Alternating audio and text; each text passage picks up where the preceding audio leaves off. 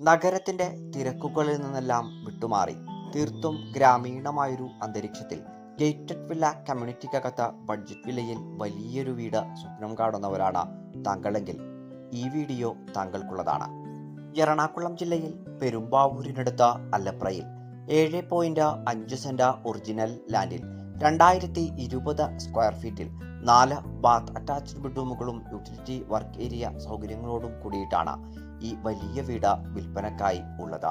വാസ്തു നിയമപ്രകാരം നിർമ്മിക്കപ്പെട്ടിരിക്കുന്ന ഈ വീടിന്റെ ദർശനം വരുന്നത് വടക്ക് ഭാഗത്തേക്കാണ്.